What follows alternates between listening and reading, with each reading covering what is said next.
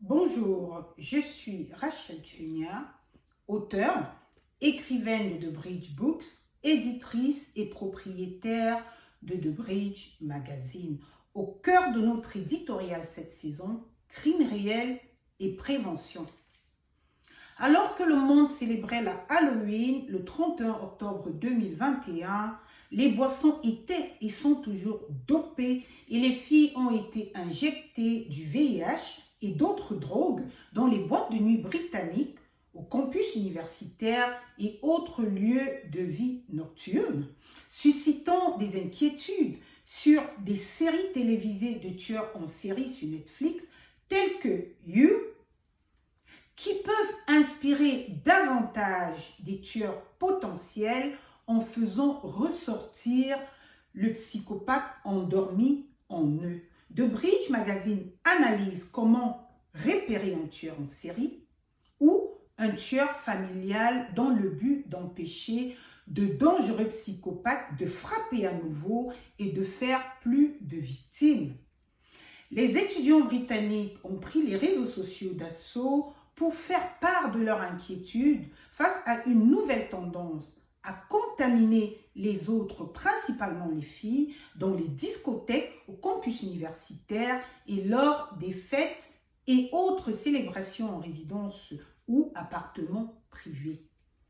Par la contamination des boissons et d'injections à l'aide d'une seringue contaminée. La police du Nottinghamshire a reçu 44 rapports de boissons dopées et d'attaques aux seringues contaminées datant du 4 septembre 2021.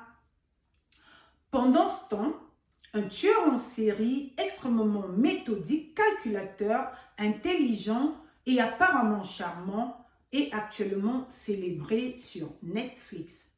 Selon les récentes statistiques, You est l'une des séries les plus regardées de tous les temps sur Netflix, avec sa deuxième saison atteignant 457 millions de téléspectateurs.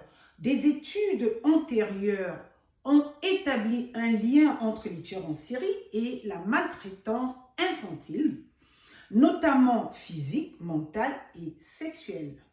Les tueurs en série sont généralement issus de familles instables.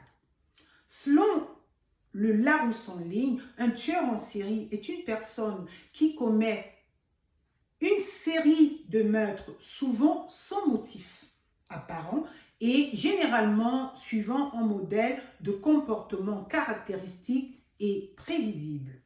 Cependant, le dictionnaire de l'internaute définit un parricide comme un meurtrier d'un parent ou d'autres personnes qui commet le meurtre d'un ou de plusieurs membres de sa famille en succession rapide. Le plus souvent des enfants, des proches, des conjoints, des frères et sœurs ou des parents. Le saviez-vous? Les tueurs familiaux sont les pires de tous. La chose la plus effrayante à propos des parricides, c'est qu'ils sont des membres de la famille. Ce sont des monstres emblématiques du serpent qui tue de l'intérieur. Ils font semblant de pleurer, de rire pour gagner la confiance des membres de la famille, mais empoisonneraient sans remords leur thé pour mettre la main sur le testament. On pense que les tueurs familiaux sont maudits car dans de nombreux cas, ils mettent fin à leur tuerie en se suicidant. Nous sommes tous des victimes potentielles, personne n'est en sécurité. Pour en savoir davantage et ou acheter un ou plusieurs des livres éducatifs bilingues de la série de Bridge Books de l'écrivaine Rachel Tchunia, bien vouloir visiter notre site www.thebridgemagazine.com. Merci, au revoir.